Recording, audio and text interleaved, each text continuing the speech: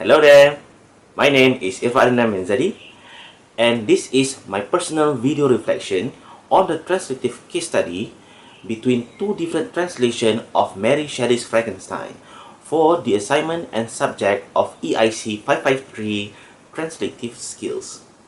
Let's proceed. For the first question, which is the steps that I have taken when analyzing the material, is by through the use of a translation model known as NIDA and Tabor. NIDA and Tabor is the most suitable translation model as it enables me to comparatively use and also compare between the two materials of both the English, which is the source text, and the Malaysia version, which is the translated and the target text of Mary Shelley's novel, which goes through four main steps when analyzing, which is number one, through the process of skimming, which is by reading briefly through the novel to understand the overall plot of the novel itself. Second, through the use of preliminary subtitles, which is by recognizing certain linguistic features that exist within the translated text. Third, which is by through the use of comparison, which by seeing the meaning, either it faithfully captures the original context and mood of the source text within the translated or the target text. And last but not least, by through the process of examination, which is being used to determine whether the original translator that performed the translation for the Malay text is accurate enough or is faithful to the original context of the source text. So let's proceed with the reflection on some of the problems that I faced when analyzing or performing the translative case study on the Mary Shelley's novel of the Malay translated version. Carry on. Now, on to the second question, which is my reflection on the translative study case and the problems I have encountered when analyzing Mary Shelley's Malay translated Frankenstein novel. Now, the element that I would find the most problematic when I perform the translative study case is by the element of literary gap.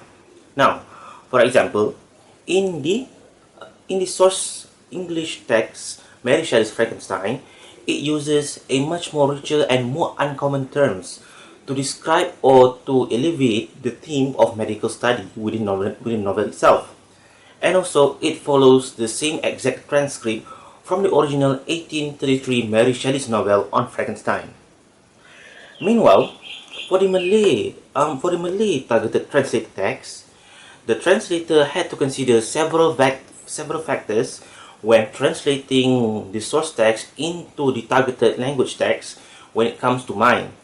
For example, number one, which is limitation on the Malay vocabulary that can be carried forward from the original source text.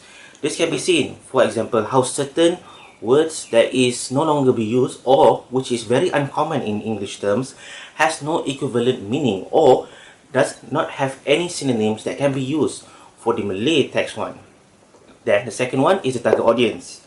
Originally, the translator targeted audience that is between young adults and mature ones that has some level or competency towards Malay literature.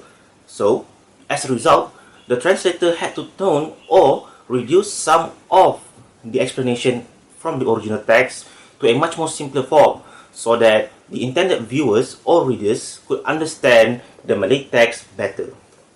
So, I overcome this and the translator itself overcome this by identifying several techniques that has been used to make sure the resulted translation does not lose its meaning from the original source text.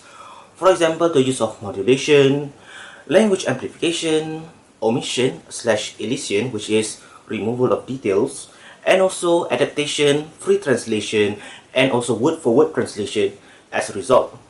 So, that is my reflection on the translative case study of Mary Shelley's Frankenstein Malay translated novel for EIC 553. Thank you.